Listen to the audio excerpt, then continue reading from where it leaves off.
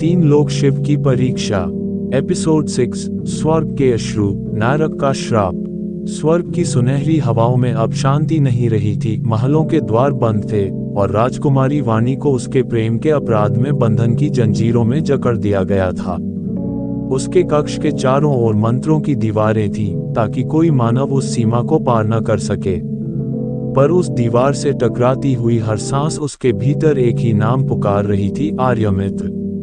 उसकी आंखों से गिरते हुए आंसू हवा में चमक उठे और वही आंसू ऊपर जाते जाते बादल बन गए जो धीरे धीरे शिवलोक की दिशा में बह निकले। उन बूंदों में भक्ति थी, प्रेम था और विरह की तीव्रता थी।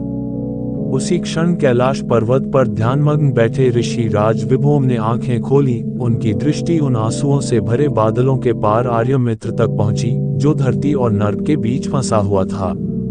आर्यमित्र अब किसी योद्धा की तरह नहीं बल्कि एक निर्वासित आत्मा की तरह भटक रहा था। न स्वर्ग में स्थान, न धरती पर सम्मान। उसका मन टूटा हुआ था, पर उसकी आंखों में अब भी वाणी के दर्शन जीवित थे।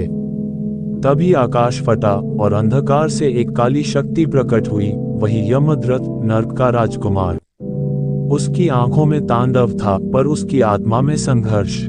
उसने कहा, तू वाणी के लिए देवताओं से लड़ा और मैं मैया के लिए नर्क से। पर देख, हमारे प्रेम को दोनों लोगों ने अपवित्र कहा। आर्यमित्र ने तलवार उठाई, प्रेम अपवित्र नहीं, उसे समझने वाले अंधे हैं। यमद्रथ हंस पड़ा, फिर आओ एक बार साबित करें कि किसका प्रेम सच्चा है, स्वर्ग का या नर्क का।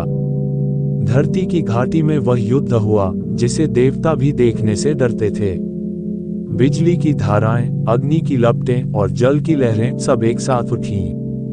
आर्यमित्र की तलवार में सूर्य की चमक थी और यमद्रथ की दृष्टि में मृत्यु का साया। दोनों भिड़े और आकाश लाल हो गया।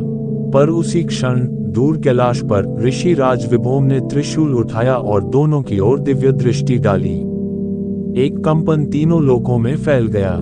स्वर्ग में वाणी ने वह झटका महसूस किया। उसके नेत्र लाल हो उठे और उसकी हथेली से एक किरण फूटी, मानो उसकी आत्मा आर्यमित्र तक पहुंचने को बेचैन हो। और नर्क में मैया उसी पल बेहोश होकर गिर पड़ी। उसके शरीर पर यमद्रथ का नाम जल उठा था। विभोम की आवाज तीनों लोकों में गूंजी। जब प्रेम की परीक्षा मृत्यु से टकराए तभी शिव की परीक्षा पूर्ण होती है। अब युद्ध रुक गया था, पर तीनों लोकों की सीमाएं टूट चुकी थीं। स्वर्ग के आंसू धरती पर गिर चुके थे और नर्क का श्राप वाणी की आत्मा को छू चुका था। आर्यमित्र और यमद्रथ दोनों घायल पड़े थे, पर उनकी नब्ज में अब एक ही शक्ति बह रही थी, शिव की परीक्षा का प्रथम परिणाम। आकाश में गूंज उठा, अभी ये आरंभ है, अगली परीक्षा आत्मा की होगी।